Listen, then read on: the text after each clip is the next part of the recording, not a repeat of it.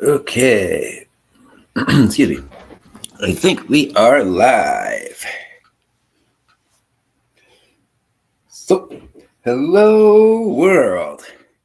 I'm Chris Maitini, aka Mr. FLIXTER. And tonight's episode, in commemoration of the release of the Thunderbolts, I'm going to review Captain America: Brave New World. Unfortunately, I wasn't able to see Thunderbolts this weekend, but I'm going to try and see it as soon as I can. In the meantime, I'm going to talk about the other new Marvel movie that came out this year. And then I'm going to discuss the best and worst Marvel movies of the MCU. So, without further ado, let's get started, shall we? Live from Niagara Falls, it's Mr. FLIXTER Show on Saturday night.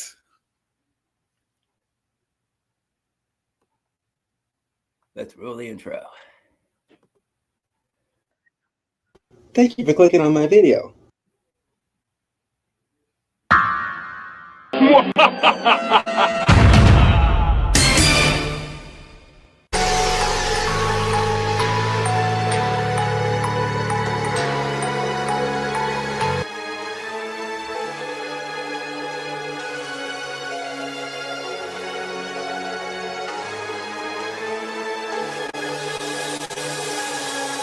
Hello world. I'm Chris Maitini, aka Mr. FLIXTER. Mr. FLIXTER.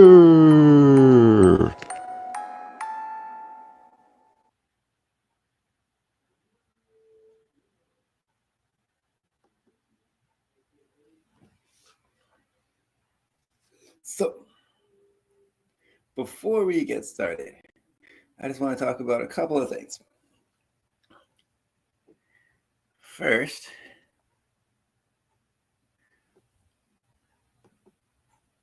if I can get it to pull up.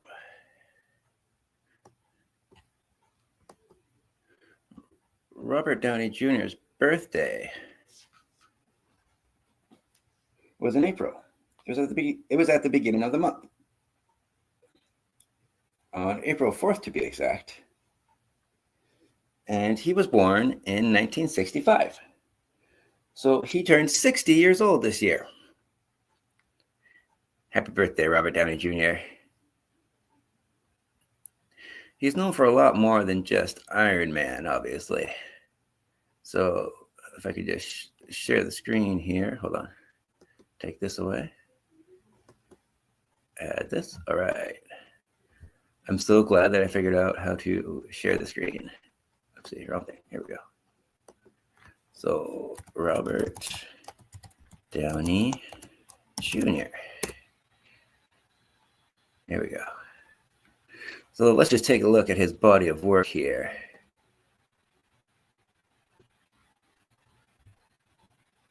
Stupid advertising. Here we go. And click. Yeah.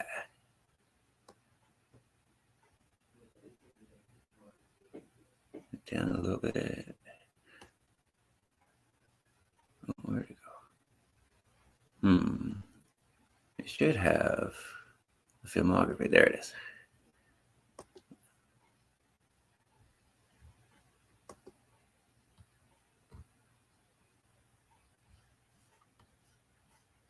Okay.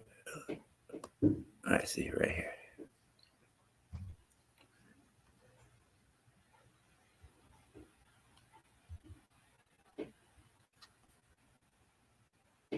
It's not letting me click it, but here we go. Aside from the Marvel movies, he's known for Oppenheimer. Oh, yeah, I forgot about that Doolittle movie. I didn't see it. He was in The Judge, Chef. He was Sherlock Holmes. Due Date. I don't think I saw that one. I don't remember that one. The Soloist. And of course, he was in Tropic Thunder. That movie was hilarious. I love that movie. Zodiac was really good too. Scanner Darkly was really good. So this just gives you an idea. Kiss Kiss Bang Bang. We haven't even gotten to the 90s yet.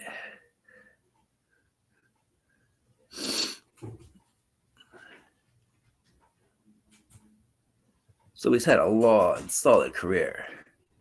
Good for him. And I'm glad that he turned his life around, too. I know in the 90s he had a bit of a hard time. But really, it's the MCU that cleaned him up. That role as Iron Man really did change his life.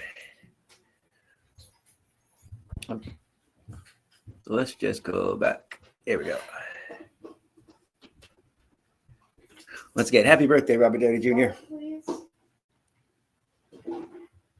The other thing I want to talk about first, before we get into the main topic, is I want to remember Chadwick Boseman. He was born in 1977, and he passed away in 2020.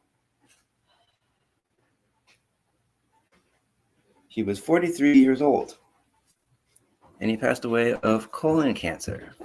He played Black Panther. His first role as Black Panther was in Civil War, but he did other movies too. So let's just take a look at his career. Oh, what is this? Oh, no, okay. Hold on, there we go. Chadwick Boseman. It's really sad to see him go too, because his career was just taking off. I'm very curious what he would have done if he was still with us today, aside from the MCU, of course. So let's just scroll down.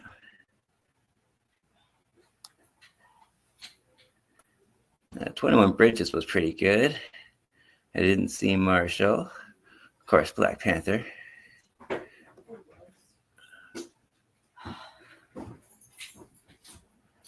Gods of Egypt gets a lot of hate, but I like that one. I think that one's fun. 42 was good. He played Jackie Robinson in that one.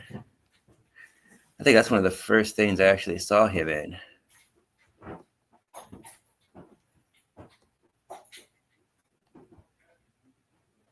So he's got quite an established career before he passed away. Oh, his first job was All My Children. That's cool. Who knew? So it looks like he started acting around 2003. That's awesome.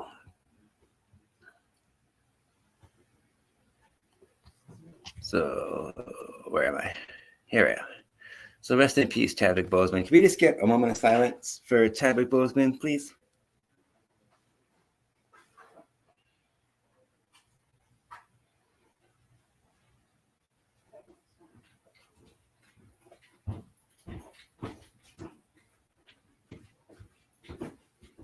Thank you.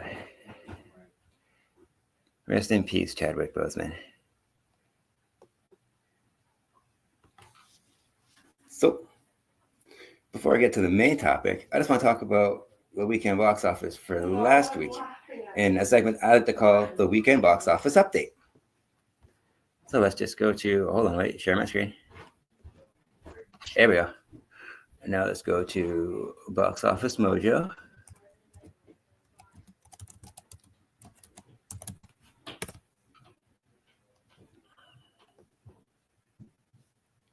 Here we go. Luckily, my computer's going a little faster this week. It was going slow last week for some reason. So let's go weekly. We want last weekend.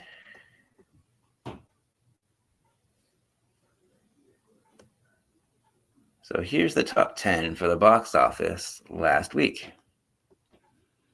Sinners came at number 1 with $77 million, 77.5 actually. So it's making a good amount of money, especially for its first weekend. Minecraft movie still holding strong. We're at 53.9 million. And this one's made 357.2 million so far.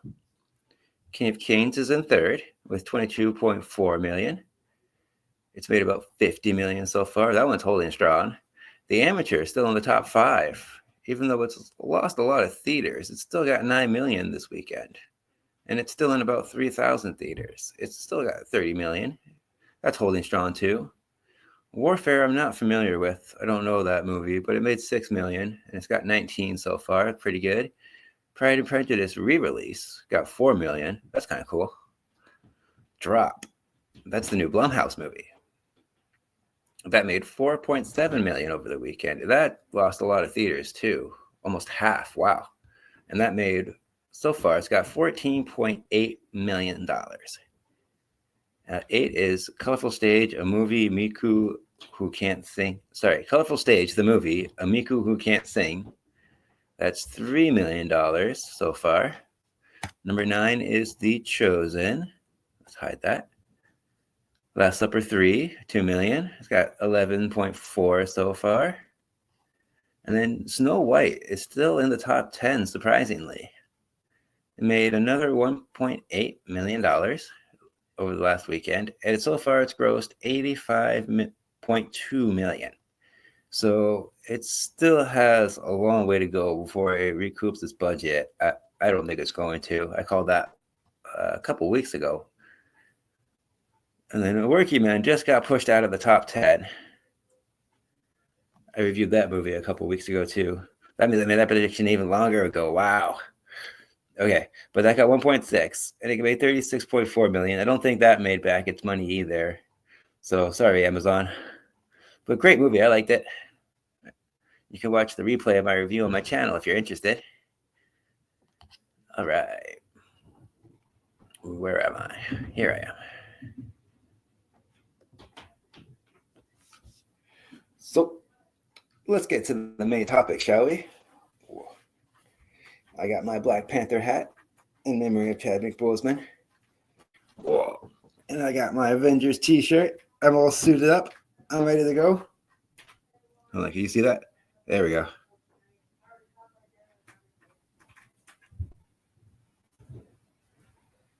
There we go. Yeah, cool.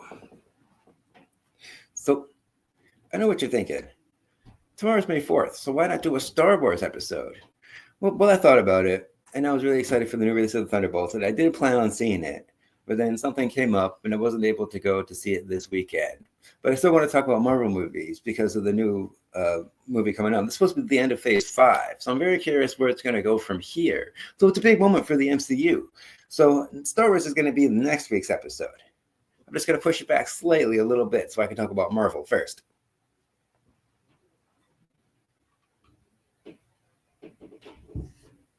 My spidey sense is tingling.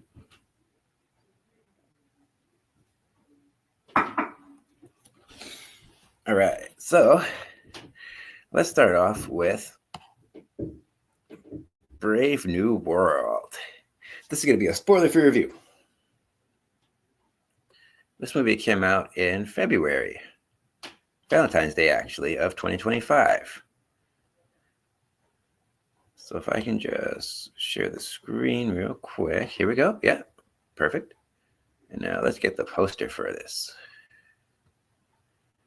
Because I like the poster. I think it's pretty cool. Brave New World. There we go.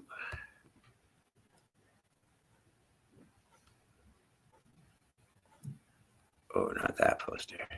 That's a good one too, but that wasn't the one I was thinking of. We'll get the right poster.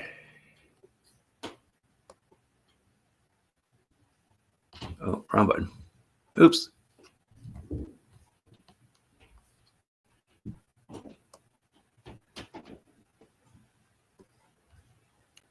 Okay. Oh, okay. Let's go here. There we go. That's better. And we'll just scroll down.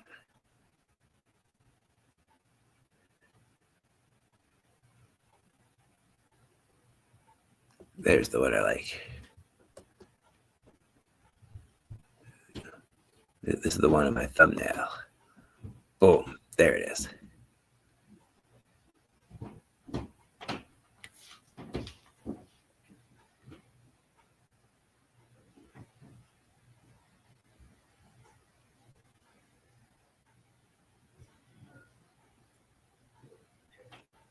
So, Captain America Brave New World was directed by Julius Onah. The screenplay was by Rob Edwards, Malcolm Spellman, Dallin Moosen, Julius Onah, and Peter Glanz. Sorry if I butchered those.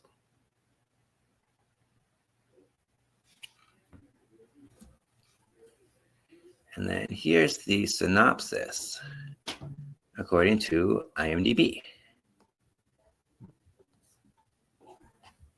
Hold on. Back and close. And back. Here we go.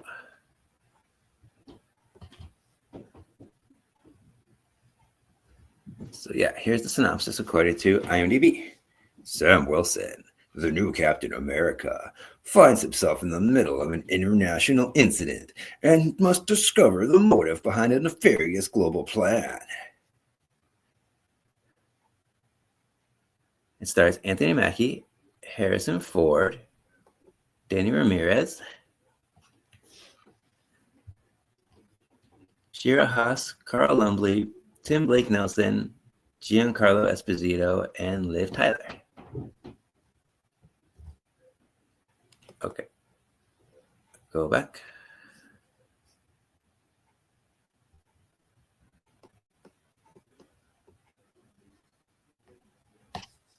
Go away. There we go. Okay.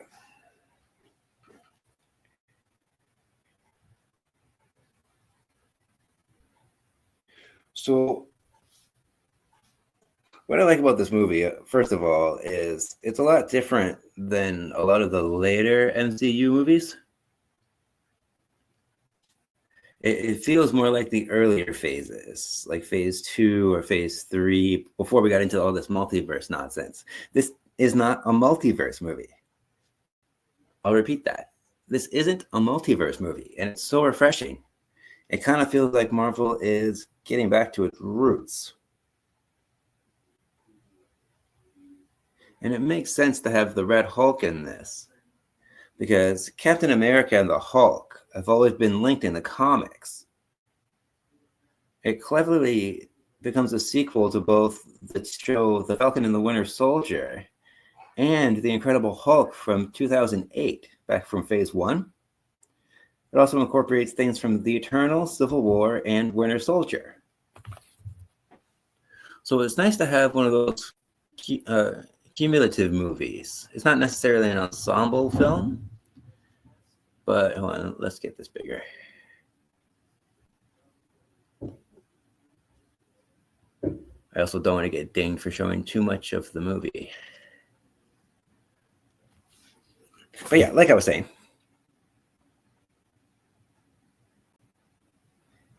it's so refreshing that this isn't a multiverse movie.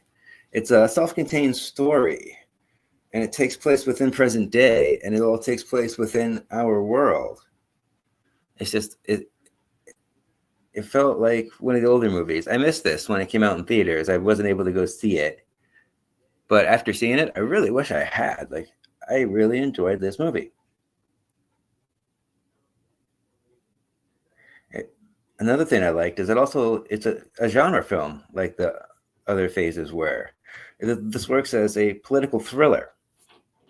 If you took all the superheroes out of it, it would still work as that kind of film. And it's something that's culturally resonant, that's deeper than just comic books, because it involves political aspects too.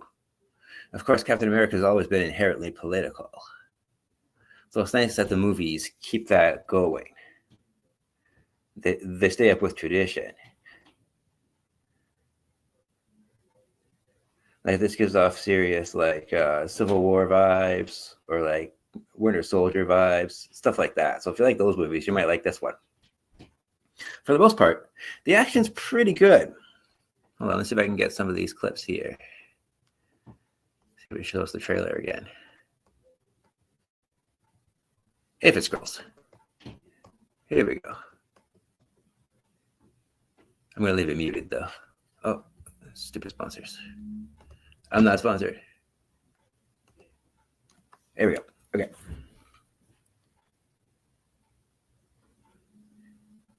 There are some downsides, though.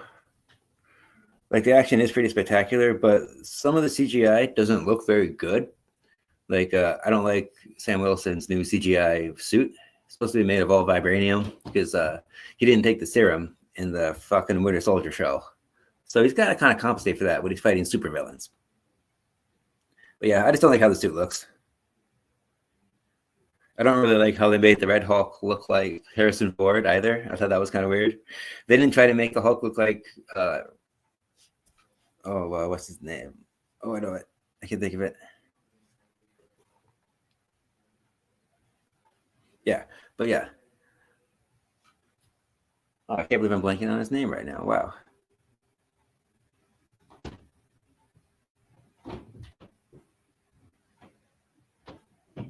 Mark Ruffalo. Wow, couldn't think of his name. But yeah, they didn't try to make the Hulk look like Mark Ruffalo when he started being the Hulk. So yeah, I just thought that was a weird choice.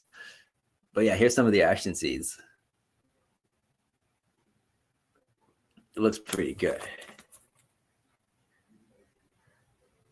The practical stuff, at least. Sometimes the story does slow down too in the middle because they take time to over explain things, and sometimes they explain things that just happened.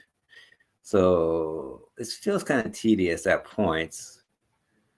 And several scenes of dialogue contain heavy exposition instead of showing us what happened.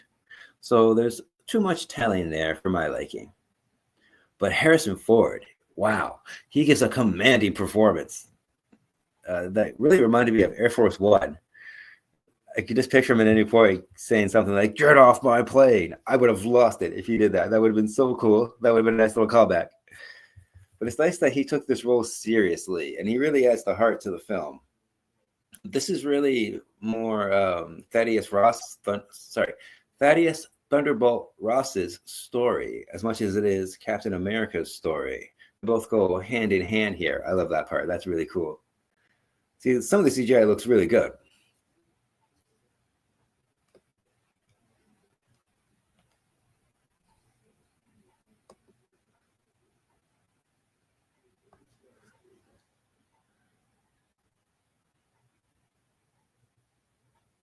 This makes Thaddeus Thunderbolt Ross more of an empathetic, relatable character. He's a U.S. president that has humility, a sense of responsibility, and a capacity for change. It's nice to see that in a movie instead of seeing people being egotistical megalomaniacs all the time. So it's a different take on a political figure. That's nice, especially with the other Marvel movies. Everyone's been corrupt so far. This guy's actually pure of heart to a point. Like he just cares about his daughter. Very relatable, very likable.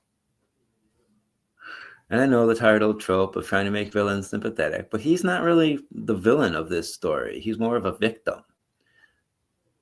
I can't really get into the villain, maybe. Oh no, that's too much of a spoiler. I'll keep the spoiler free. But yeah, the villain is kind of a surprise in this. But it was a character that was brought up before another movie, and they teased him. But then I was waiting for this character to come back, and they finally came back. And it's really nice to see things getting up to date like that.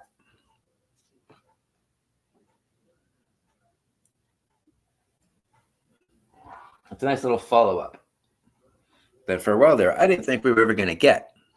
Just like this touches on the Eternals. They finally mentioned Tiamat, the sticking up out of the ocean. And they mentioned adamantium, like from the X-Men. So that's exciting. I think this is the first mention of adamantium in the MCU.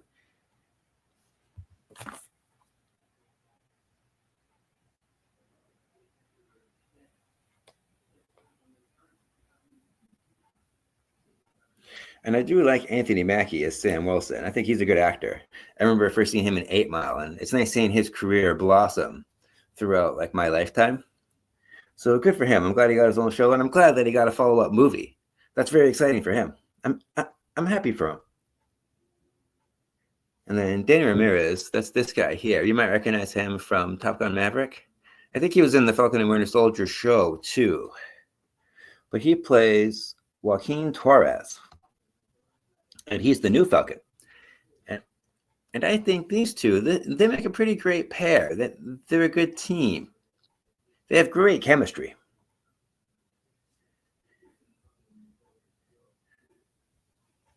They got a lot of funny moments in between each other, and they're not too self-reliant on each other too. Like they both have times to shine, but he doesn't overshadow Captain America. Like this is clearly his movie.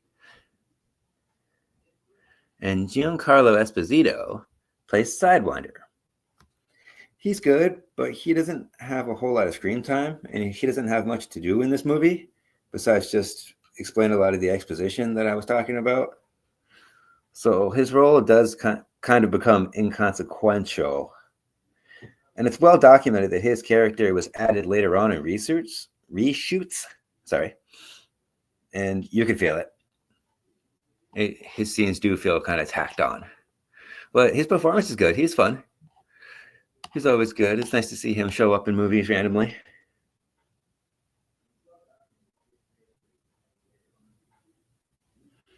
And like I said, too, there's other characters. One specifically, it's nice to see him come back because this was teased a long time ago, and I've been waiting for him to have like his spotlight.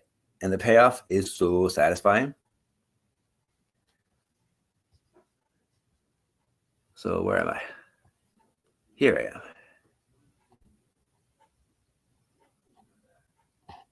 Can I do this? Oh, okay. Now let's try something new. Can I keep this up? Is this working? Oh, no, that's Letterboxd. Wrong thing. There we go. Okay. And now I'll go back here. Okay. I'm not sure how to quite do that. Okay, let's get rid of that. Okay, cool. So, overall, I really enjoyed this movie. This was a pleasant surprise. It's got spectacular action. It's got a great cast. And it's got an intriguing mystery, too, that ties into previous Marvel shows and movies. And it's nice to see things follow up with that. And they build and they add some new characters. They bring old characters back. It's nice to see that. It's nice to see that complementation of everything coming together and growing together to continue one story.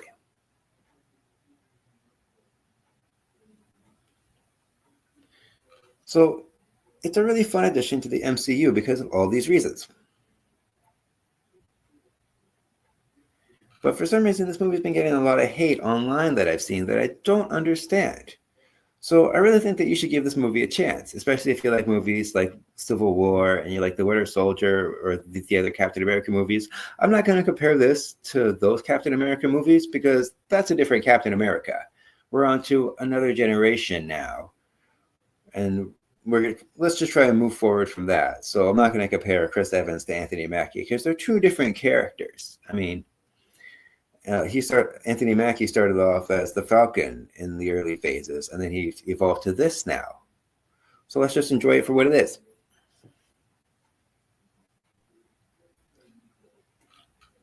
It's definitely one of the better movies out of Phase 4 and 5 so far. But again, I haven't seen Thunderbolts, and I'm going to see that as soon as I can. But I've heard good things.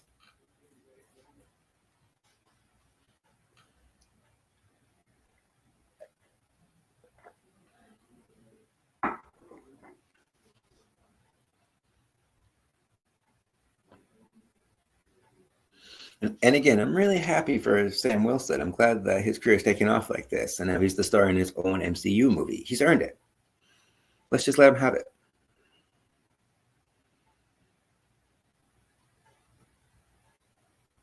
And it's interesting that they chose to make this movie instead of going in another direction and picking a different superhero or making like a Shang-Chi sequel or something like that.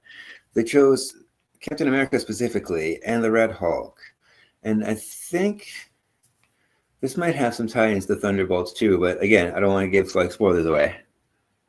Because some people might not have seen it yet. I missed this in theaters. I watched this on VOD on Amazon Prime. So if you want to rent it, you can see it there.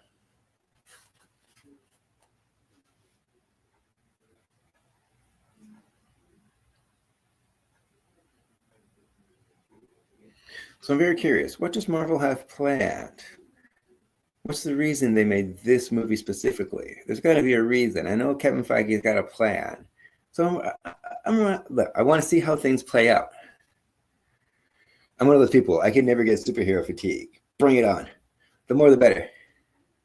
Because I came from a time, you got to remember, I grew up in the 90s, and a lot of these movies, a lot of these heroes I never imagined would ever get their own movies. Some of these lesser known superheroes.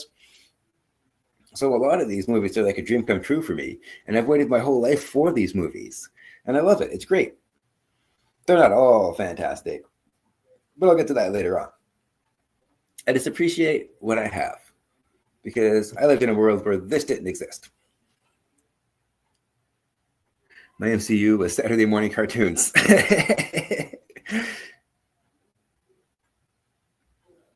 So there is an end credit scene. I forgot to mention that, but it's lame. I didn't like it. It's anticlimactic and inconsequential. And remember, this opens the door to a brave new world of possibilities for the future of the MCU.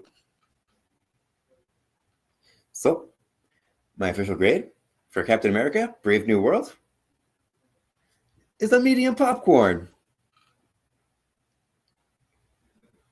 Again, it's good, but it's got issues.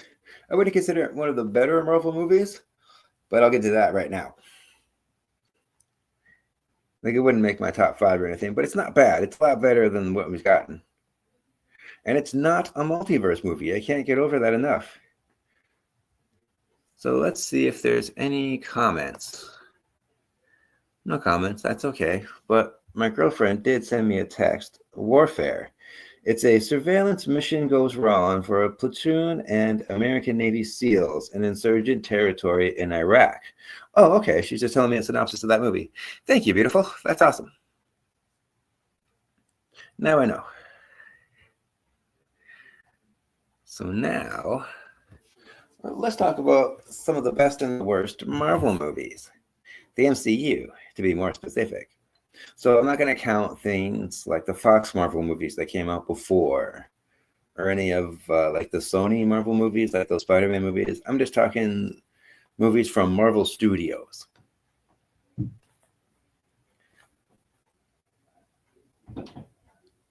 So let's start with some of the worst, shall we? Now, arguably, if I were to rank them, this isn't going to be like an official ranking. I'll do that after Fantastic Four comes out because there's 2 more Marvel movies coming out this year. Okay, well, technically one just came out, but there's one more Marvel movie that comes out this year, and that's Fantastic Four. That comes out in a few months. But once that comes out, maybe I'll do like an official ranking of the Marvel movies, but we'll see how it goes. Oh, my girlfriend says, "You're welcome, honey. Thank you again." She also took some of these notes for me. She's my beautiful assistant. So thank you for taking those notes for me too. I really appreciate all your hard work. Now, when it comes to, let's just start with the worst. Let's get the crap out of the way. Because you can't really talk about the best without talking about the worst. Because you can't appreciate what's good unless you see the faults in the other movies to see what makes them bad. You know what I mean? So I think one of the worst MCU movies is Ant-Man, Quantumania. So let's go to Letterboxd, shall we? Because I kind of like their synopsis better. So Quantumania. This was, of course, Ant-Man 3. And honestly, what the hell happened to this movie? Oh, what is all this? Hold on, let's try that again. Quantumania.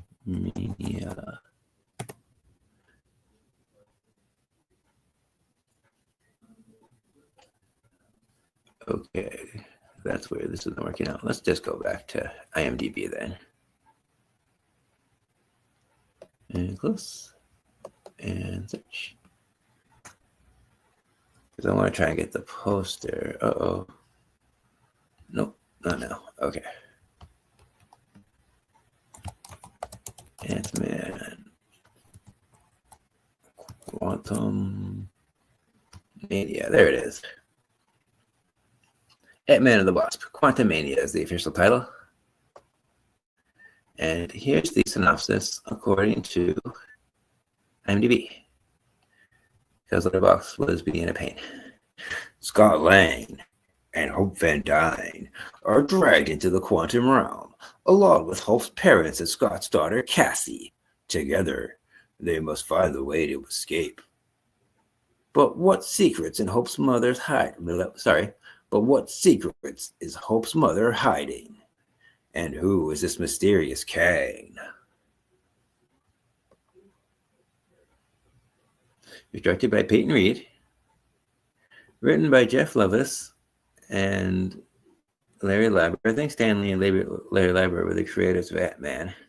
It's got Paul Rudd, Evangeline Lilly, Michael Douglas, and Michelle Pfeiffer. It's also got Catherine Newton as Cassie, a.k.a. Stature. But I'll get to that later, too. I got issues with another movie. But let's look at this poster, shall we? Yeah, there it is. So this movie is just a mess. It's so scatterbrained. It's all over the place. I don't really have any personal connection to Scott Lang, the character.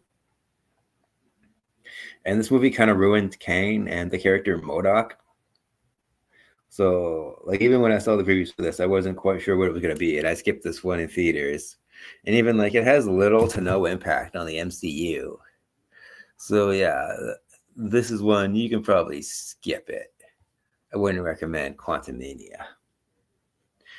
The next one that I'd put toward the bottom, for the worst of the MCU, is Eternals.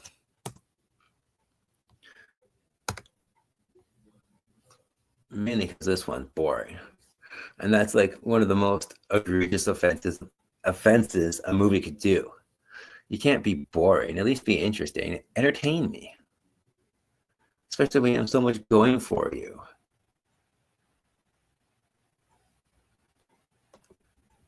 I mean, look at the cast. We got Gemma Chan, Richard Madden, Kumail Nanjiani. Sorry if I butchered that. Liam Mao, Brian Tyrese Henry, Laura Riddoff, Barry Coogan, Don Lee, Kit Harington, Selma Hayek, and Angelina Jolie. So talk about a stacked cast.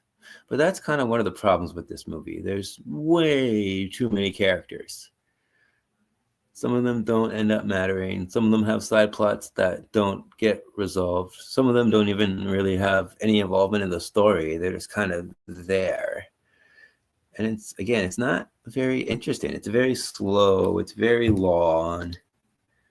Not a fan.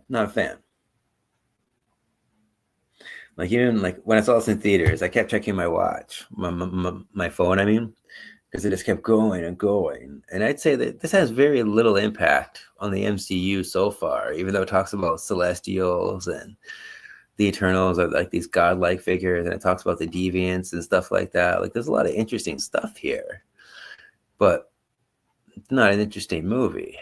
Didn't translate that well. So yeah, that's the Eternals. That came out in 2021.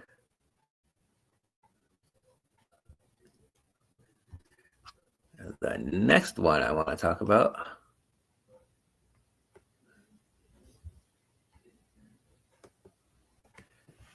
is Thor: The Dark World.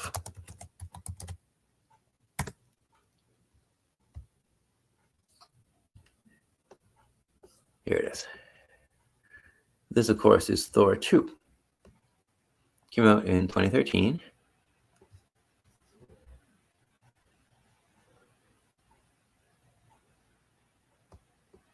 And here's the synopsis. When dark elves attempt to plunge the universe into darkness, Thor must embark on a perilous and personal journey that will reunite him and Dr. Jane Foster. I don't think I read the synopsis for Eternals, but that's okay. It's not that interesting. Sorry to say. So yeah, directed by Aaron Taylor. Here are some of the writers. Christopher L. Lost, Christopher Marcus, Stephen McFeely, Chris Hemsworth's in it, Natalie Portman, Tom Hiddleston. But yeah, this one, the villain's not very memorable. Let's pull up this poster. Malekith. Who remembers Malekith? Anybody? This guy? Chris Eccleston? No? No takers? Okay.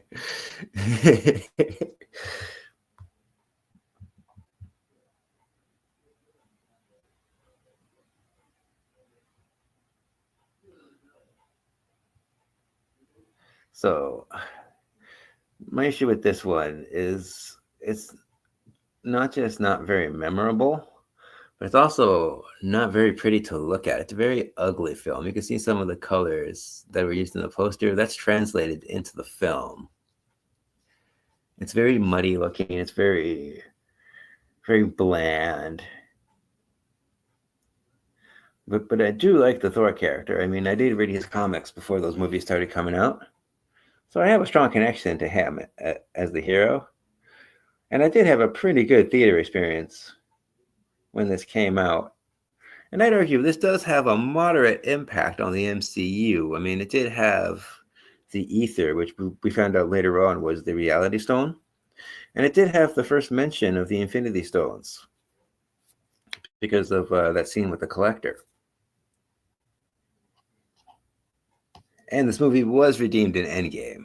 I will give them that. So it kind of gets some points from there. But yeah, besides that, like, it's bland. It is kind of dull.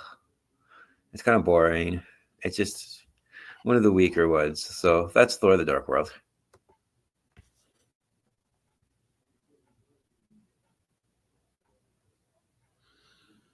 And now, more posters. Okay.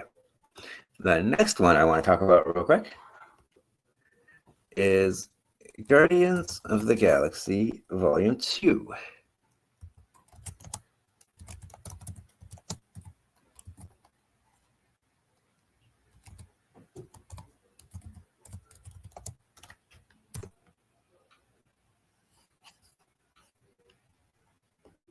So here we go. If it'll pull up. Here we go.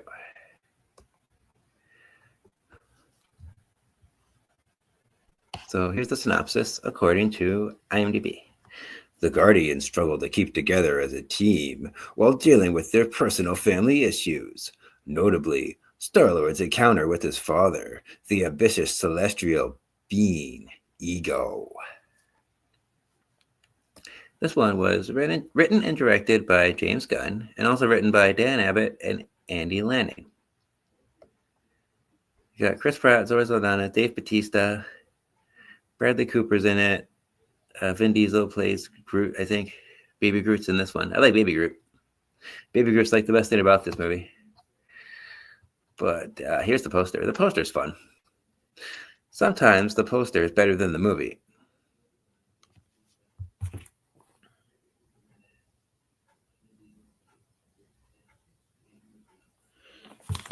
So when the first Guardians of the Galaxy movie came out, I didn't really have any connection to those heroes. I wasn't familiar with them at all.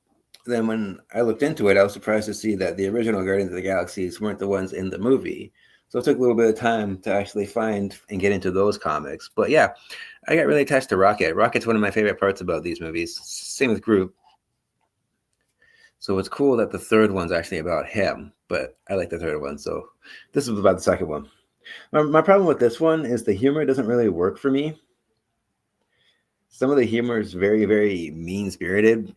And it gets to a point where it's just like, wow, like, is this what this movie's going to be? Because it's just, after a while, it kind of gets tiresome. Like, it's just not funny. It's not as funny as the first one was. Not as funny as the third one. And the plot and the tone are all over the place. I mean, some of the things that go on, like Rocket steals the batteries from the Sovereign. We got Baby Groot shenanigans on the side. Star-Lord has daddy issues. Gamora and Nebula are twisted sisters, and they work out their issues. We got Mantis's origin, and then we have Yondu's journey. So that's like, what, 4 or 5 subplots? So yeah, that's what I mean. This movie's a mess. It can't focus on like 1 or 2 stories. It just goes everywhere. But it does have a moderate impact on the MCU, I would argue. Because it introduces Kurt Russell as Ego, Mantis is still part of the MCU. The Sovereign's a big part. And it introduces Adam Warlock.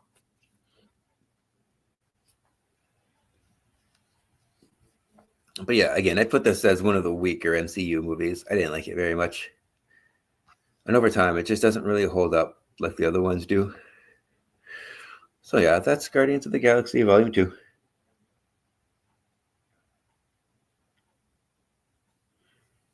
So the next one I want to talk about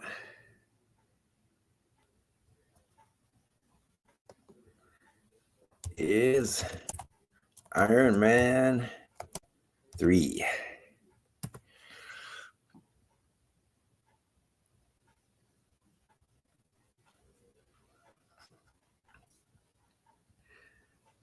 So here is the synopsis according to IMDb. When Tony Stark's world is torn apart by a formidable terrorist called the Mandarin, he starts an odyssey of rebuilding his reputation. Of rebuilding and retribution. So here's the poster.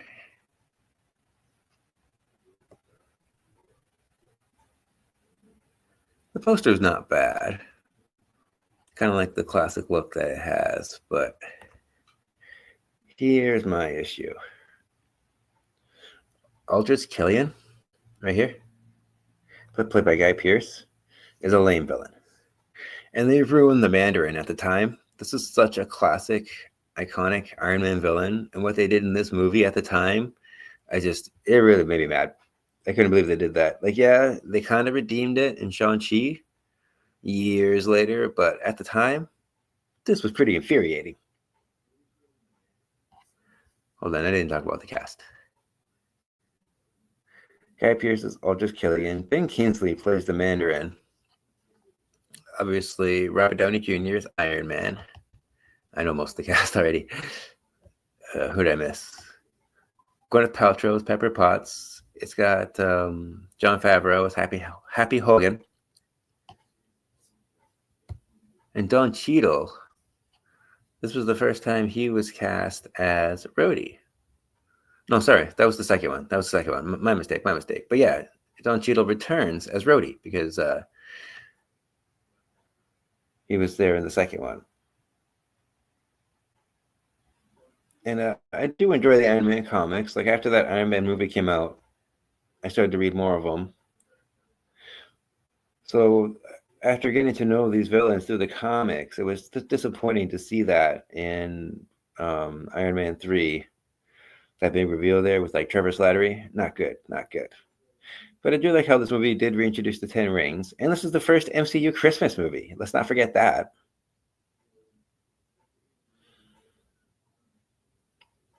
But yeah, the story is not great. The villain's not great. Well, it does talk about like Iron Man's like PTSD after what happened in the Avengers. So that's one cool aspect. But most of this movie is like him and this kid. He's kind of separate from everybody else for most of the movie. So yeah, that's Iron Man 3. Not great. Again, these are the ones I ranked toward the bottom. So let's go back to me for a second. Let's see if there's anyone making any comments. Hold on, let's get rid of this. Yeah, well, that was a funky screen. Sabrina says, thank you for the credit. You're welcome. Anytime. All right. So let's get back to the worst of the worst, shall we? Not Letterboxd. That didn't work out for me. Oh, wait. Did I just get rid of IMDb? I think I did. No, it's there. Okay. Yeah, cool. So the last dishonorable mention, if you will,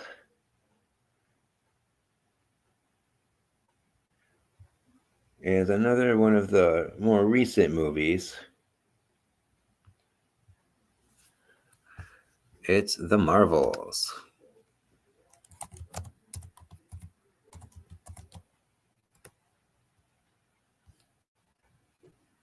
And this is one, I was pretty excited for it when I first heard about it. Because I thought Captain Marvel was pretty good. I liked the show WandaVision. And I thought that Miss Marvel show was pretty good. So this was a culmination of all of those. I always love a good ensemble movie, so I was really disappointed after seeing this one.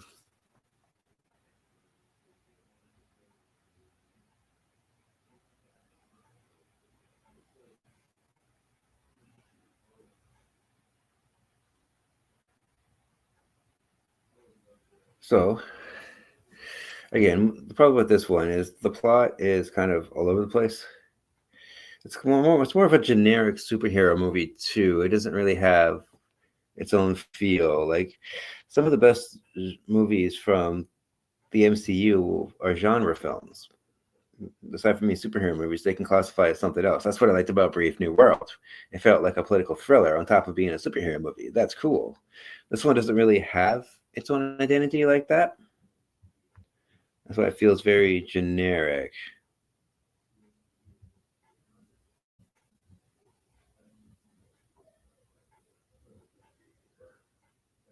So I'm getting ahead of myself though. This came out in 2023, so it's more recent. Here's the synopsis according to IMDb. Carol Danvers gets her powers entangled with those of Kamala Khan and Monica Rambeau, forcing them to work together to save the universe. And it was even directed by Nia DaCosta. She's a pretty good director. I like her stuff. She helped write it. It's written by Megan McDonnell and Elisa Karasik. And it stars Brie Larson, Teyana Paris, sorry if I butchered that, and Iman Vellini. Again, sorry if I butchered that. I do like the poster. The poster's nice.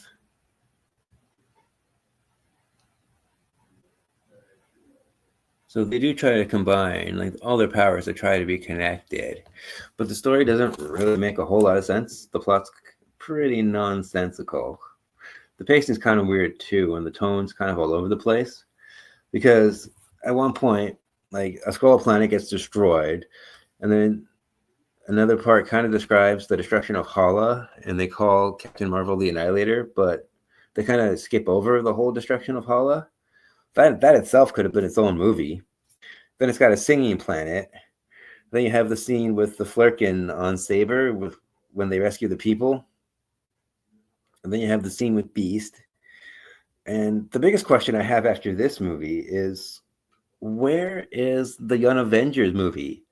Because if you think about it, in the MCU, we have Miss Marvel, Kate Bishop, Wiccan, Speed, Stature, America Chavez, Ironheart, and I wouldn't be surprised if they throw in Kid Loki too. So they have enough characters. They could do a Young Avengers movie. All they need to do now is just introduce Hulkling, and then they would have pretty much a pretty good roster. I mean, you can't have it without Hulkling. He's got pretty deep connections in the comics with Wiccan. So you have to have him. But yeah, where is the Young Avengers movie? I've heard rumors that maybe it'll go start shooting next year, but that means we probably won't even see it for another year and a half.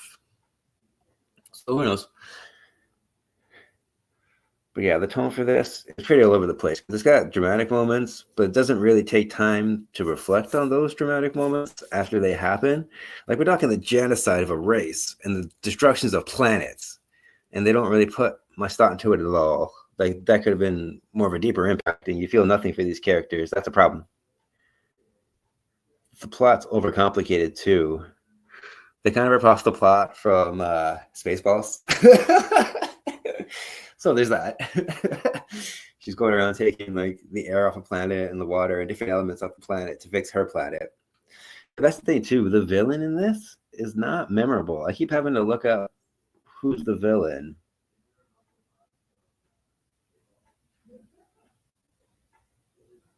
Even now, I'm having problems finding it in my notes. Oh yeah, Zawe Ashton is Dar-Benn.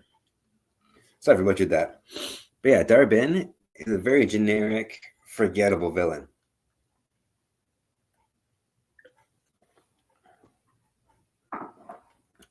But like this one's not all bad.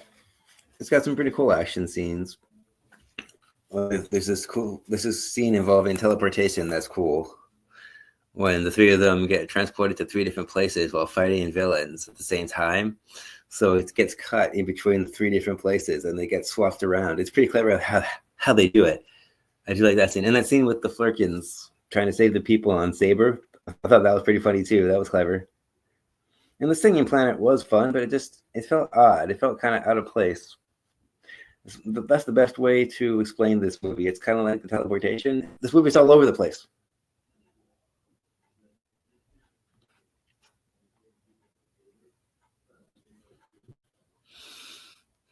So yeah, that is the Marvels. That's why I make sure I covered everything in my notes. So here I am. So those are some of the worst ones from the MCU. Now, let's get to the best of the best, shall we? Again, this isn't really a ranking. This is just what I think are my personal favorite Marvel movies, the ones I get the most enjoyment out of. Excuse me, I see the drink.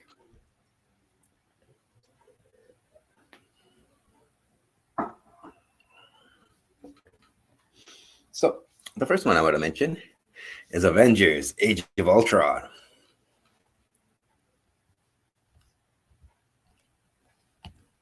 So let's share the screen. Here we go.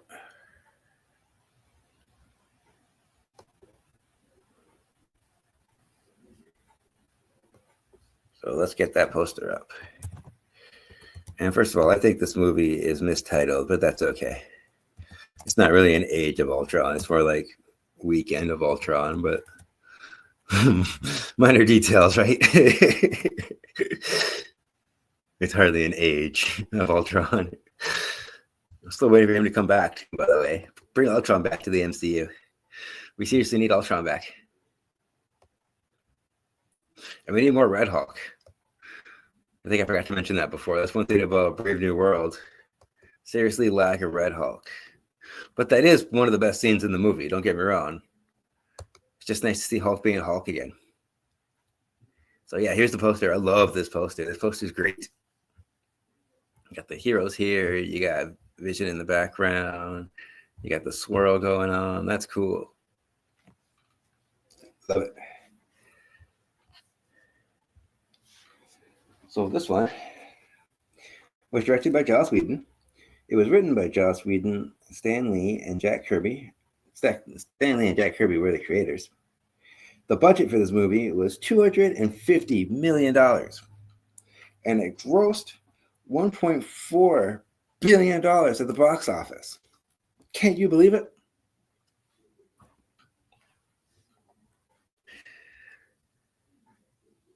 Now, there's arguments that this movie tries to do too much, and I'd agree with that to a point.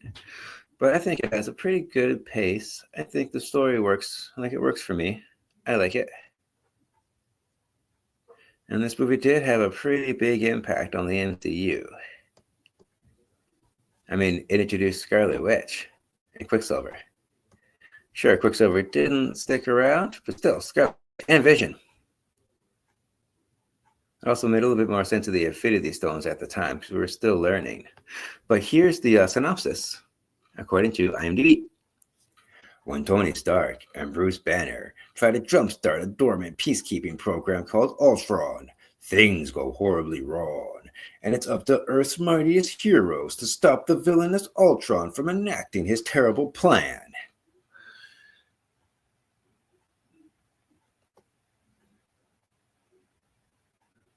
So, yeah. That is Avengers: Age of Ultron. Good story, good action, great sequel, good follow-up to the first Avengers movie. I love it. Here's a little bit of footage from it. And it's nice that now that all the origin stories are out of the way, we can just let the Avengers be the Avengers and work together. Because this one, they're more of a team in this one than the first one. The first one, they're working it out. They're trying to get how to work as a team, right? This one, they are the team.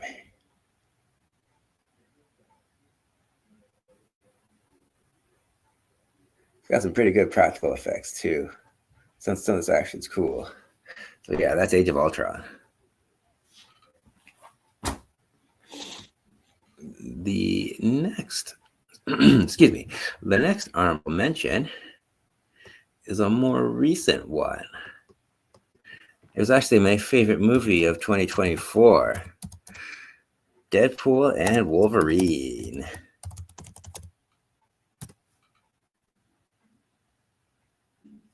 If it loads. Here we go. Yeah, my computer's going a lot smoother this week. It was going really slow last week for some reason. I don't know.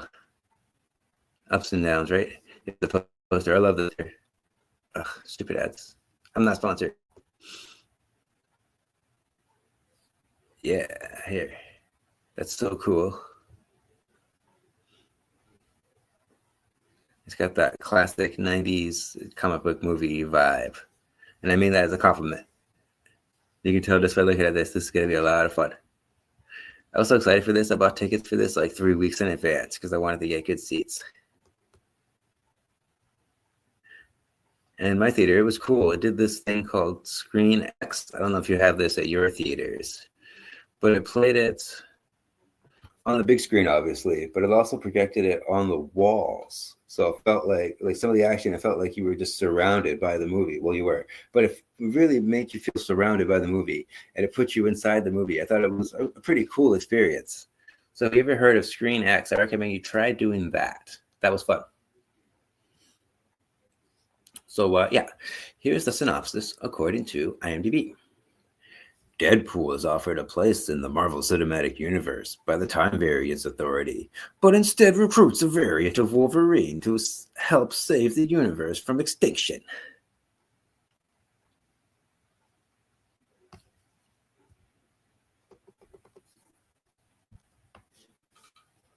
So, this one was directed by Sean Levi. Sorry if I butchered that. It was written by Ryan Reynolds, Rhett Reese, and Paul Wernick. Sorry. And the budget was $200 million. But this movie grossed $1,338,073,645.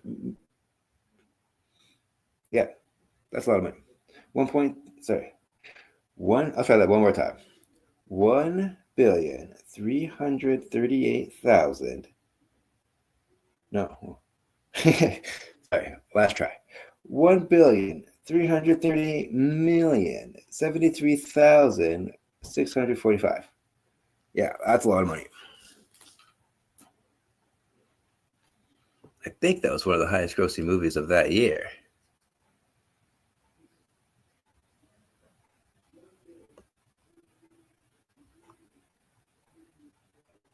So I like the story in this one. I think it's clever how they bring...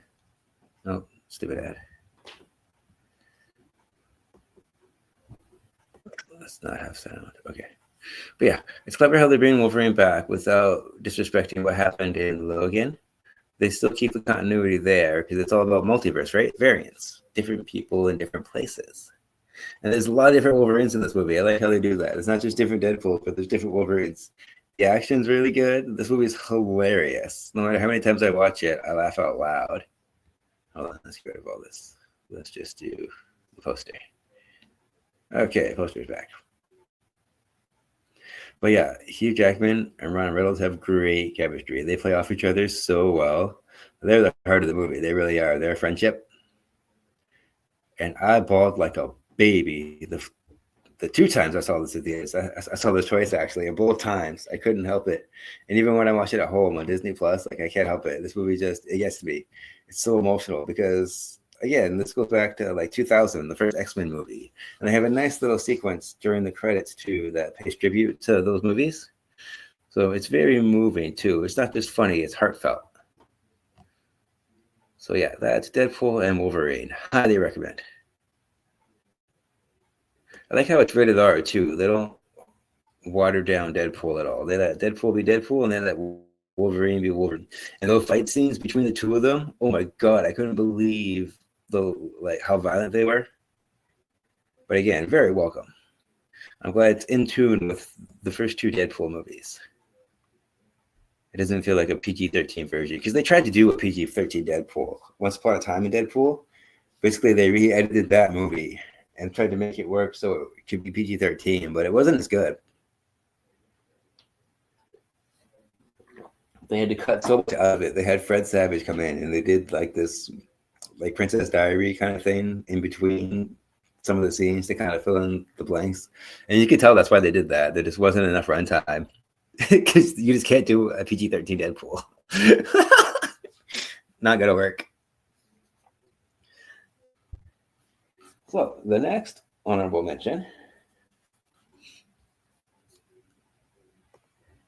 is, of course, the original Black Panther.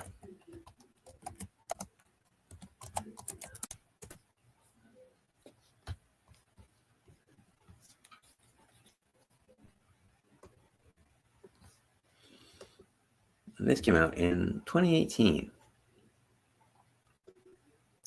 Here's the synopsis according to IMDb. T'Challa, heir to the hidden but advanced kingdom of Wakanda, must step forward to lead his people into a new future and must confront a challenger from his country's past.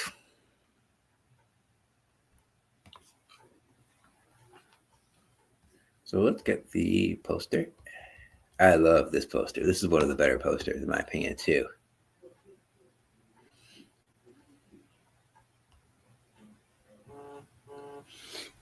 And the good thing about this movie is how it mixes the old world with new technology. So you have traditional African traditions, plus you have the vibranium, so they have all this advanced tech. It really creates this timeless feeling because it's a little bit of old and a little bit of new. It's very steeped in culture too. You could tell that there's a lot of African inspiration, even though Wakanda is not a real African country. Because of the set designs and the costumes, they're very elaborate. So you feel a lot of thought and research was put into this. They really wanted to respect the African culture.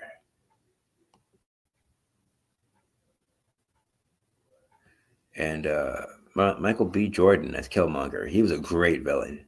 Arguably one of the best MCU villains, I think. It's just too bad that he was killed off in this movie. He could come back. Hopefully he comes back. You don't know. It's the multiverse. But yeah, this one's great because this one is one of the things I like about it is a genre film. This is kind of like a spy movie. They even go on different missions and they do their spy stuff. It's really cool. The action's great.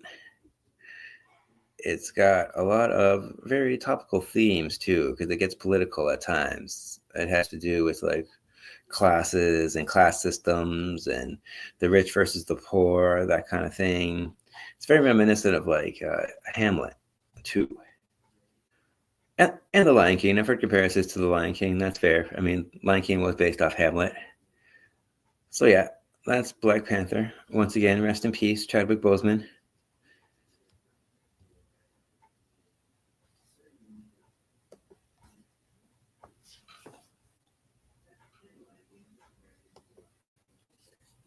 So before I get to the next one, I just want to check the comment section, see if anyone's made any comments. Where am I? Let's remove this real quick. Okay. Oh, Sabrina says, Deadpool and Wolverine is definitely my favorite, hands down. Awesome movie. Yeah, we saw that together. We both saw that twice in theaters. That's how much we liked it. Love Deadpool and Wolverine. Very nice addition to the MCU. So now let's go back to the best of the MCU, shall we?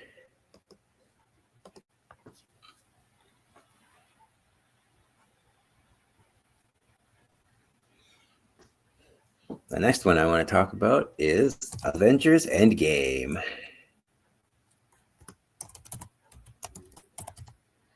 Because this is a movie I didn't even think was possible. Oh, you can see my spelling's great.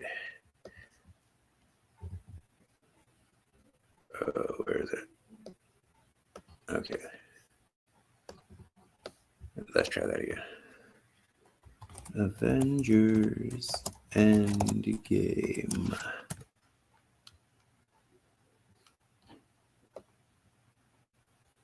Here it is. This came out in 2019. And this is another one. I never thought I would see anything like this in my lifetime. So the fact that they pulled this off is amazing. This, of course, is the follow-up to Infinity War, and I'll get to that one too. I just like that one more. This one's good, but not as good as Infinity War. This one, well, I'll get into that in a bit. Hold on. I'm getting ahead of myself. Here's the synopsis. After a devastating events of Avengers Infinity War, the universe is in ruins. With the help of the remaining allies, the Avengers assemble once more in order to reverse Thanos' actions and restore balance to the universe. So let's take a look at this poster, shall we? I love this poster. I'm not going to read the whole cast, but you can see everyone's in this movie. Everybody that was in the MCU is in this movie. Look at that poster. Love it. This is the classic kind of just people standing around gazing in different directions kind of poster. But hey, it works. I'm a sucker for these kinds of posters. It's so epic. So Avengers Endgame was directed by Anthony Russo and Joe Russo, the Russo brothers. It was written by Christopher Marcus and Stephen McFeely. And the budget for this one was $356 million. I want to make sure. $1 million. And then the box office worldwide was $2.7 billion. I'll say that again, $2.7 billion. I know myself, I saw this 3 times in theaters when it came out. That's how much I liked it. I just wanted to experience it again and again.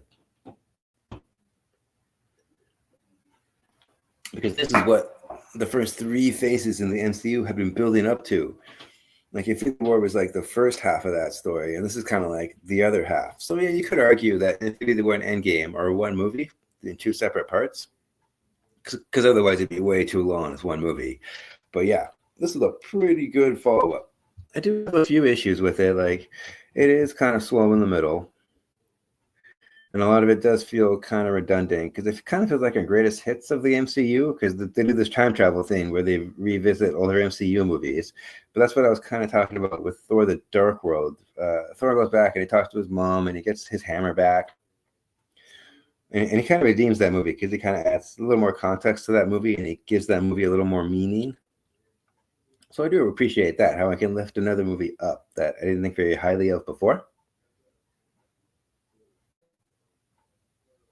But yeah, the time travel is messy. And after reading the Infinity War comics, I think they made a lot of bizarre writing choices because there's characters involved in the comics that didn't get introduced in the MCU until later on. And I was very curious how they're going to do that story without those characters. And I don't think it was very satisfying. You really need those other characters. Like Adam Warlock didn't get introduced until Guardians 3. Technically 2, but you don't see Adam Warlock until Guardians 3. And he's a big part in the Infinity War story. And also, I was surprised by, actually, I'll get to that later. That's Infinity War. But yeah, the snap happens. This is after the blip, and they got to bring everybody back. And the way they brought it back, they kind of wrote themselves into a corner. The only way they could do it was time travel. And the way they did it, I wasn't really happy with it. Like, it was okay. But that's the thing with time travel stories. They all have their paradoxes to them. So no matter what time travel movie there is, there's going to be some sort of problem with the plot. So I don't hold that too much against it. They still delivered a very satisfying movie. The last half an hour of this movie, I just, no matter how many times I see it, I cannot stop smiling. It's so satisfying. But yeah, that's Avengers Endgame.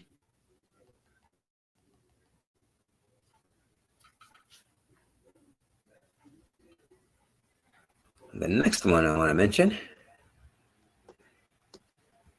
is a more grounded MCU film. That's what I'm missing. Yeah, I like the space stuff, but I miss the grounded superhero movies. That's why I like Brave New World so much. I want to talk about Winter Soldier.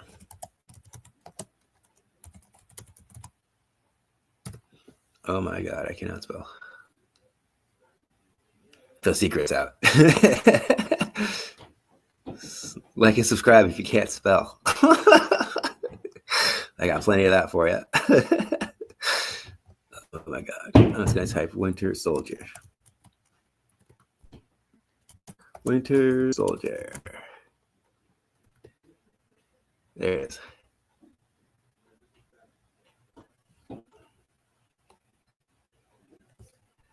All right, here's the plot according to IMDb. As Steve Rogers struggles to embrace his role in the modern world, he teams up with a fellow Avenger and S.H.I.E.L.D. agent Black Widow to battle a new threat from history, an assassin known as the Winter Soldier.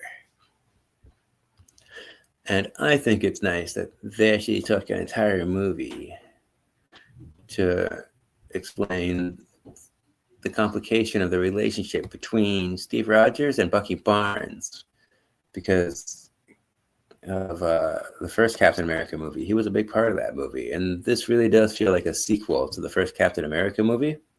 This is when the MCU wasn't concerned about setting up too much ahead of time, although this one does have a huge impact on the MCU. Nothing was the same after this movie came out. And this feels like a spy movie. It feels like a political thriller. If you took the superhero stuff out of it, it would still work as a movie. You know what I mean? It's very cinematic in that respect. And the action in this scene is incredible. This is some of the best fight scenes in the MCU to this day when it comes to like hand-to-hand combat. Like that scene in the streets between Winter Soldier and Captain America. Maybe we can get it to pull up when it shows the little clips here. It's kind of nice that IMDb does that. So just leave that there. Maybe it'll play it. Yeah, but I'm not going to play it with sound.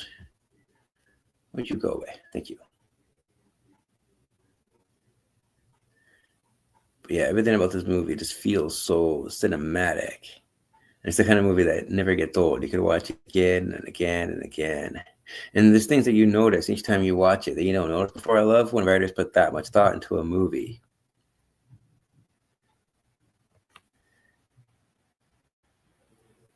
The performances are good too.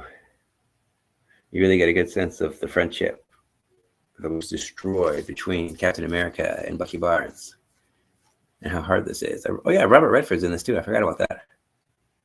I keep forgetting he's in this. But yeah, that scene there on the street, that's one of the best action scenes in the MCU by far.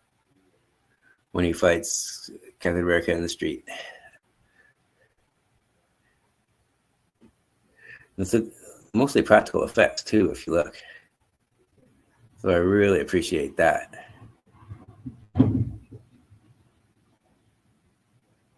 This is a movie when it came out, I didn't really have high expectations for, because I wasn't really sure what they were going to do with it. But yeah, I was pleasantly surprised. This really does a good job of laying the foundation for Sam Wilson too. This was his introduction. He was the first Falcon after all. That's a pretty cool scene too on the highway.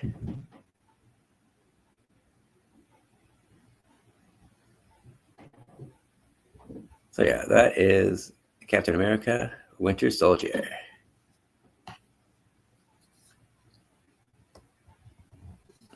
I don't watch out too much footage because I don't want to get pinged for anything. Stupid copyright claims. So the next honorable mention, there's just a few more left. There's 3 more. This was one of my personal favorites. Actually, yeah, the next 3, I'd say, are my personal favorites. If I were to rank them, these 3 would be at the top. Easily. No question. The first one is Infinity War. Infinity. Yeah, I can spell.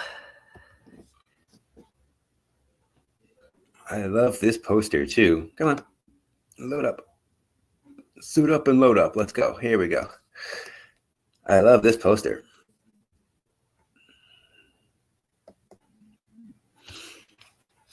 at the time, this was a big deal when this came out because this included everybody. This is what the first three phases had been building up to. And this leaves the MCU on one hell of a cliffhanger, too, because of the snap. But I was surprised. I almost said this before, but yeah, if you've read the Infinity Stone comics, or the Infinity War comics, I should say, then you know that the snap in the comics happens pretty early on. So I was surprised when the snap happens toward the end of the movie, but then I realized was kind of the point. They wanted to leave you on that cliffhanger, that oh my god moment, and wow, that was impactful.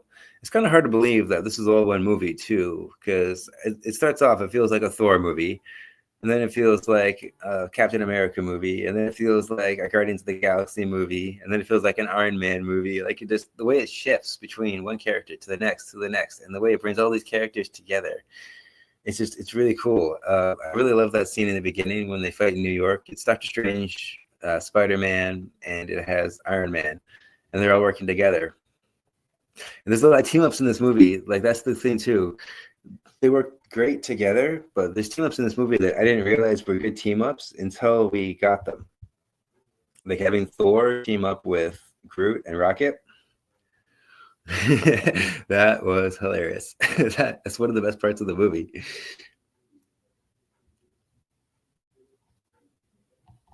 And just another thing that I like about this movie is, yeah, there's a lot of characters, but the writers were smart. They made this Thanos' movie. This is his story. And it's all the other characters' reactions to what he does. So I thought that was very clever. You focus on one character and let the other characters react.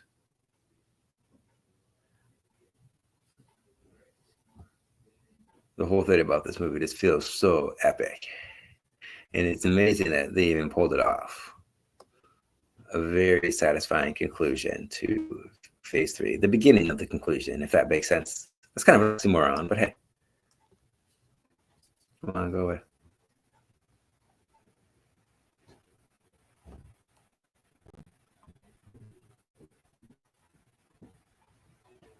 So, where is this? Sorry, I lost my mouse for a second. All right, the next one I want to talk about is Captain America Civil War.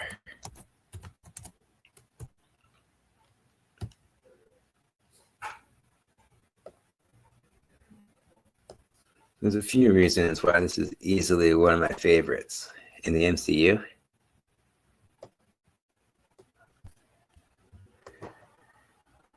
Mainly because this was the introduction of Spider-Man in the MCU. Here's the poster. I don't think he was actually on the poster, no. But I always made the joke, who do you think took the picture?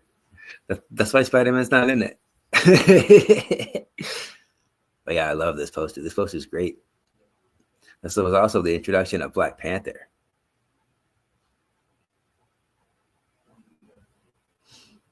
So here is the synopsis, according to IMDb.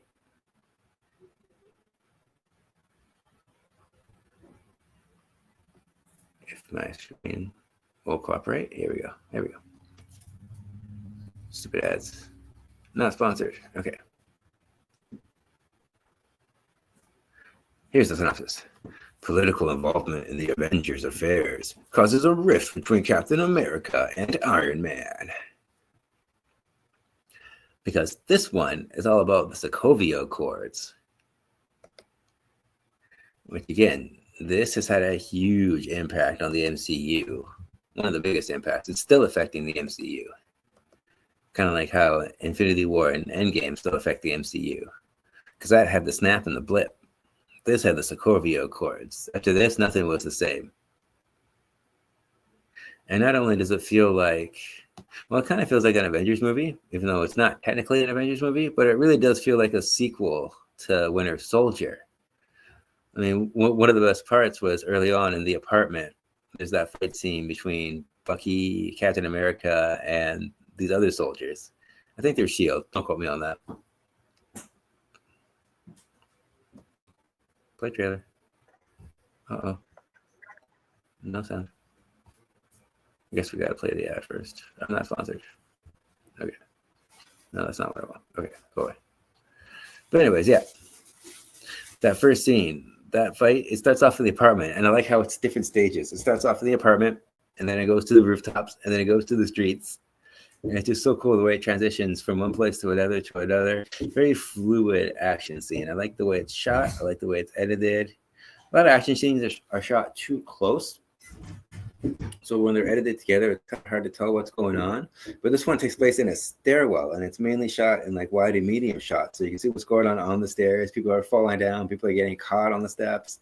People are getting launched like through doorways and windows. Great action scene. Trying to get this to play, but it's not working for me. That's okay. And then, of course, there's that airport scene. That's just epic. You see everybody together fighting for different causes because you're either on Iron Man's side or you're on Captain America's side. I've always been on Team Cap. If I had to pick between the two, I don't know. What do you think? Leave a comment below and we can talk about it. I love Civil War. I love the way Spider-Man fights Falcon and Winter Soldier too. That's hilarious. It's kind of funny how he can take them both out by himself. And then he fights Captain America. That's really cool too. There's a lot of good team-up fights in this. People that you wouldn't expect to see fighting, but yeah, they end up fighting.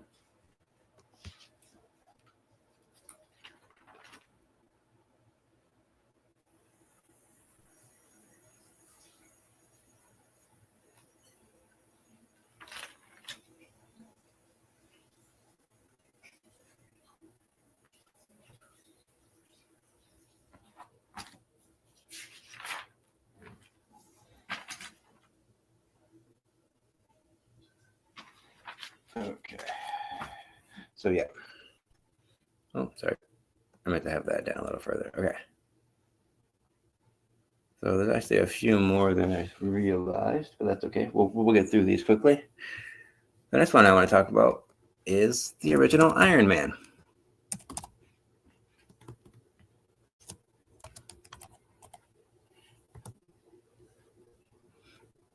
Of course, this is where the MCU began.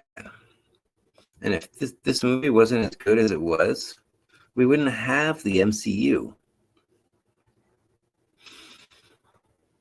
And this is one of the ones I've been watching MCU movies all week, and this is the one I wanted to rewatch because it's been a while since I've seen it, and I wanted to see if it still holds up today. And yeah, I'd say it does. It's a smaller, more focused story. Self-contained, of course, because it didn't have anything to build off of. It wasn't concerned about setting up anything else at the time. It was just trying to be its own thing. And it really does a good job of giving Iron Man his own identity. I'm a sucker for a good superhero origin story. And this one nails the hammer on the head. Pun intended. I mean, this movie also gave us the Ironmonger. He's a pretty good villain.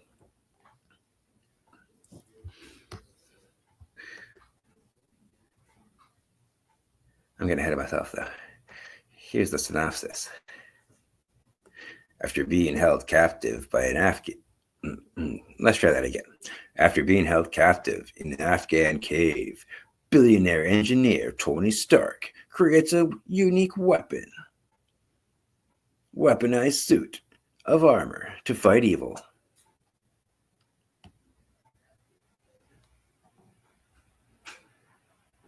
And the special effects in this are still really good. I miss the way that the suits used to look. Like, yeah, the nanotech is fine, but I like the ones that where the machines had to help them put the suit on. That was a nice touch. This movie's got good humor. It's got a lot of heart to it. You really feel for Tony Stark. It's a very character-driven story, actually. It's not that focused on the action so much. It's more focused on Tony's struggle and his change of heart. So if you haven't watched Iron Man in a while, I really recommend that you do. Let's look at that poster one more time. It's one of those classic, like, floating head posters, people staring off in different directions. But again, I'm a sucker for these. I love these posters.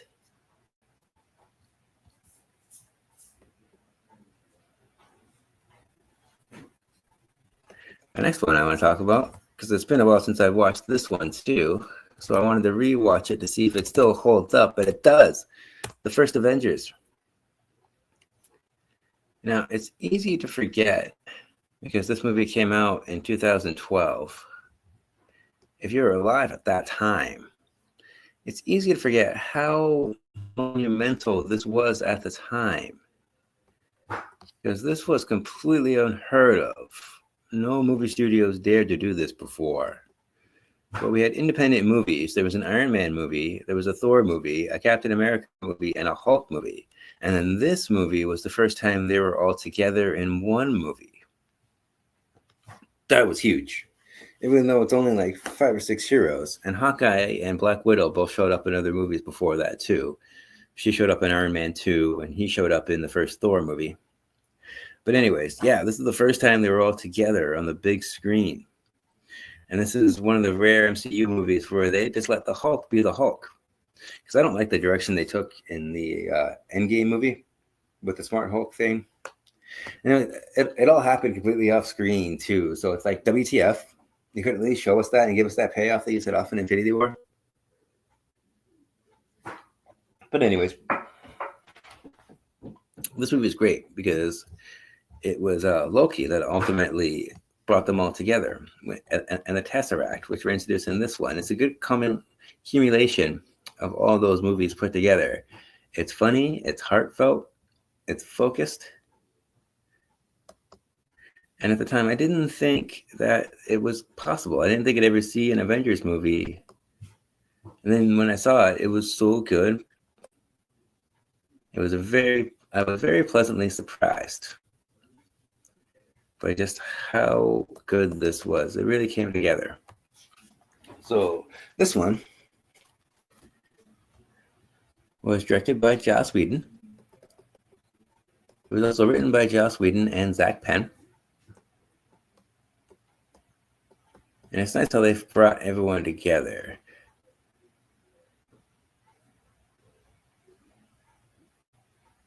Here's a little bit of footage from it. Yeah, it's nice how they get everyone together. The first half of this movie is just the Avengers trying to get to know each other and them arguing with each other. And it sets up a lot of things between like the relationship of Hulk and Thor that gets touched on later on in Ragnarok. It sets up the thing in Civil War because right away Iron Man and Captain America don't agree on everything. It sets up the Black Widow movie because Hawkeye and Black talk about the Budapest mission. It sets up Iron Man 3 with the wormhole incident and like the postpartum depression I was talking about. No, that's not what that is. PTSD. That's a different thing. Sorry. No, PTSD. Iron Man had PTSD in that movie. Yeah, this movie's great. The effects are really good. And Joss Whedon finally figured it out that the Hulk works better in small doses. So the first part of the movie, like we didn't even see the Hulk until like halfway through this movie because we get to know Mark Ruffalo first. Because this was the first movie that was him as Bruce Banner. So yeah, it takes time to set up the world. It takes time to set up the characters, show how they how their dynamics work between each other, and then it gets to the good stuff, the action. And the special effects in this are amazing. I used a lot of the clips in my advertisement for this episode because I just love this movie so much. So yeah, that's the Avengers. If you haven't seen it in a while, I highly recommend you get back to it. Just think about it. We wouldn't have, like, yeah, it's not as grand scale as Infinity War or Endgame, not nearly as close. But without the building blocks, you got to start somewhere. We wouldn't have those movies without this one.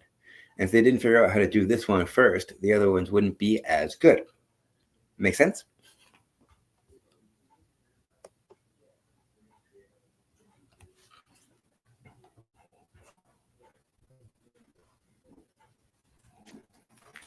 Okay, so the final movie that I'm going to talk about in the MCU, because I did Age of Ultron, I did Deadpool Wolverine, Black Panther, Endgame, Winter Soldier.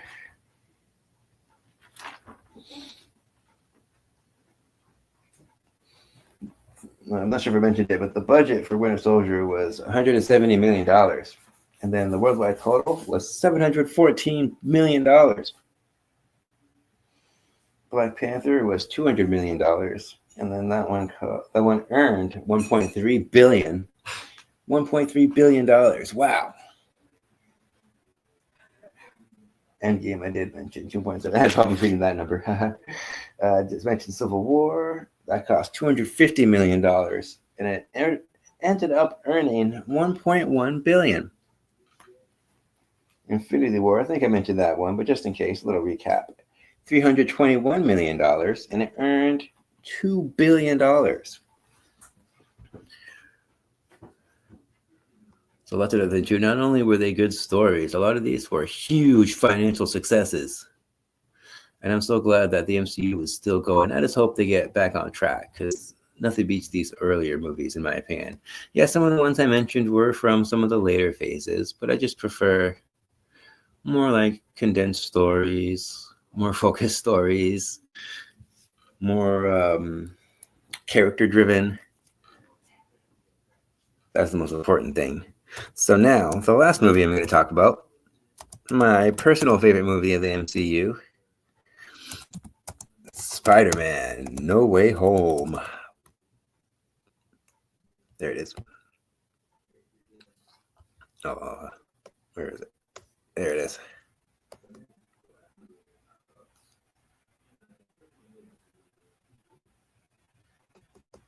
And yeah, the first two Spider-Man movies are good. I loved Homecoming. Same with Far From Home. Far From Home gets a lot of hate, but I like it because I like Mysterio. I never thought I'd see Mysterio in a movie, so it's cool they gave Mysterio one. But this one really blew me away. This was a fantastic theater experience. Let's look at this poster. I love this poster. It's so cool.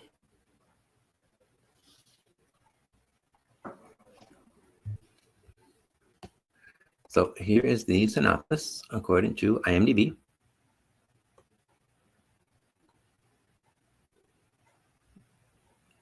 Oh, there it is.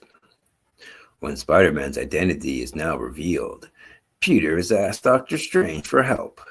When a spell goes wrong, dangerous foes from other worlds start to appear.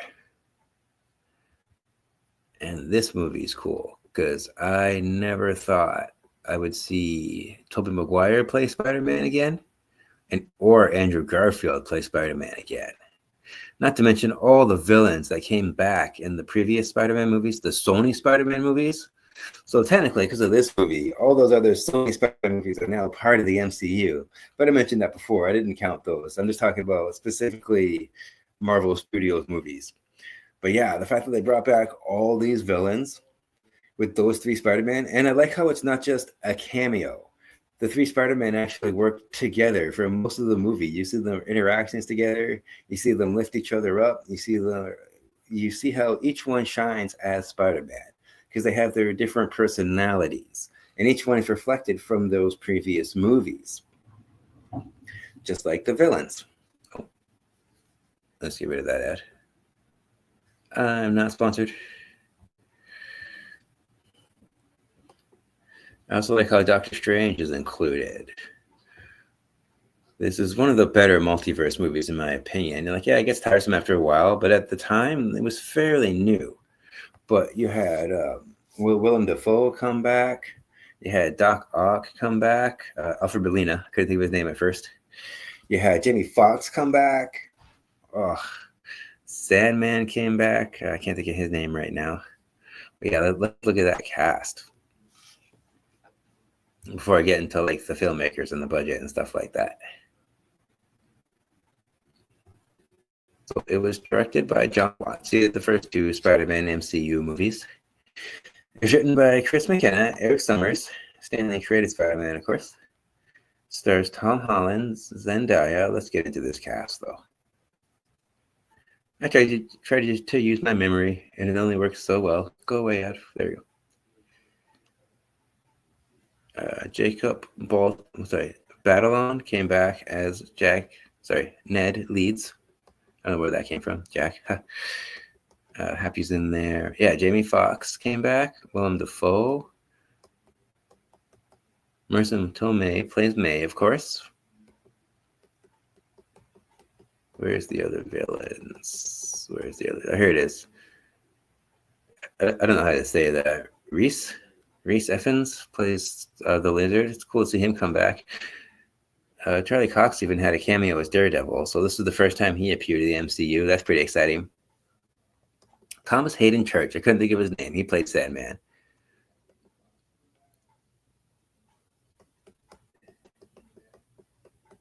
And I think that's it for the villains. But yeah, this kind of works as a Sinister Six movie, even though it doesn't really play out that way, but it feels like it. And I've been waiting for a Sinister Six movie for a while. Ever since they teased that in The Amazing Spider-Man 2.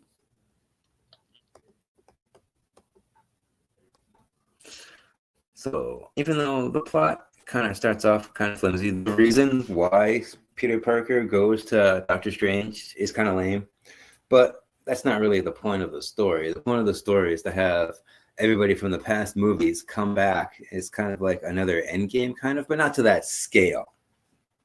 So that's why this movie works so well.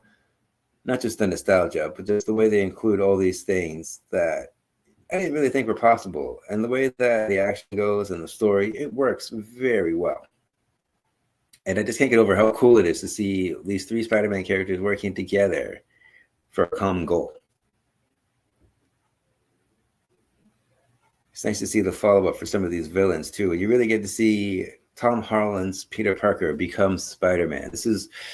That's another thing too.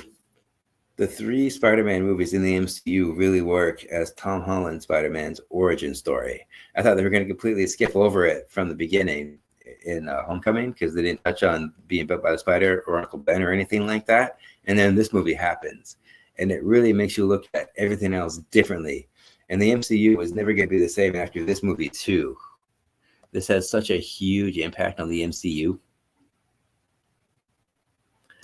So those are some of the reasons why Spider-Man No Way Home is one of my favorite MCU movies. And the theater experience, they felt like a sporting event. People cheered at certain points. People laughed out loud. I mean, this movie even makes me cry sometimes too. Like it's really heartfelt, especially the way that it ends. But this is the one. I don't want to say too much about this one if you haven't seen it, because again, this really changed the MCU as we know it. So let's go back to me. Let's see if there's any comments in the comment section. Let's get rid of this. Here we go. I'm back. Okay. Let's go up to see the comments.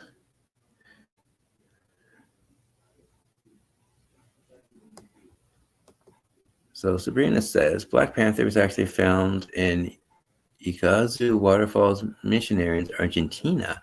Oh, thank you. That's interesting.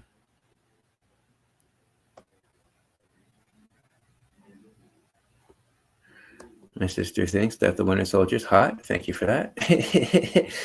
She also says good actor for the role. Yep. I'm glad they brought him back for the Thunderbolts too.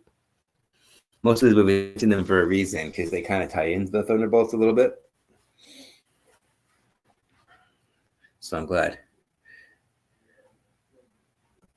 I'm glad that there's another one of those team-up movies. I'm a sucker for a good team-up movie. If you notice, a lot of these movies were team-ups. So that's the show. Quick recap. I gave Captain America, Brave New World, a medium popcorn. Some of the worst MCU movies, in my opinion, are Quantumania. I don't really like Thor: The Dark World. What else did I say? I got my list here. This is why I do the recap, to kind of give people a refresher of what I talked about.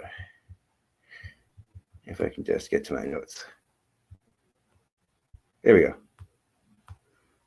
So yeah, some of the ones. So some of the worst MCU movies. Quantumania. Eternals was another one I mentioned. I also talked about The Marvels. That one's pretty bad. Iron Man 3.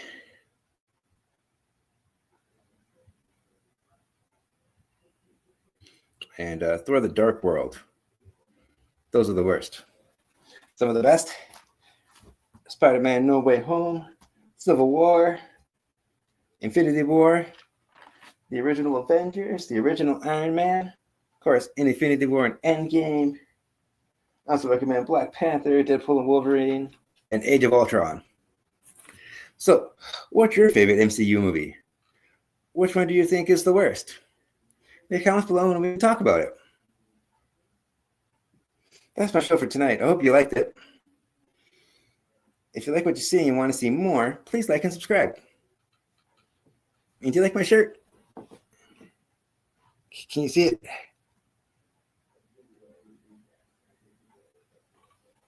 I still got my Black Panther hat. I don't know if you can see that. I'll get closer.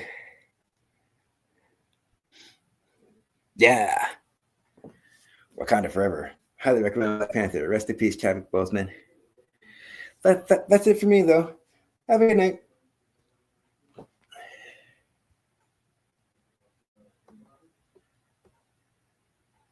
I'll see you next week.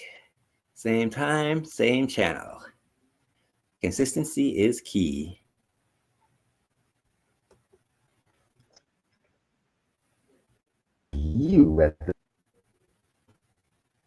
Let's start that again.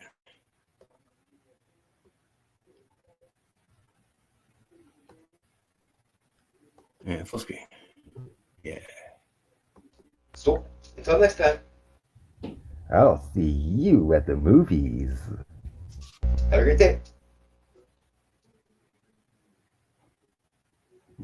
Did you know that I'm a film critic for HorrorBuzz.com? You can read my reviews on their website, and I make frequent appearances on their YouTube channel, HorrorBuzz Live.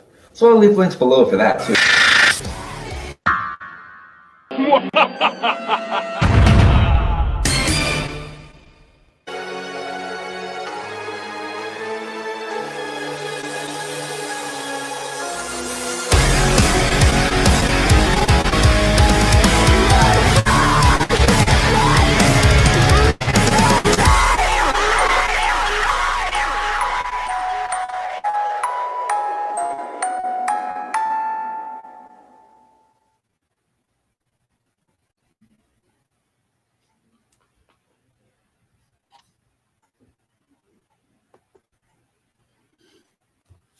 Good night, everybody.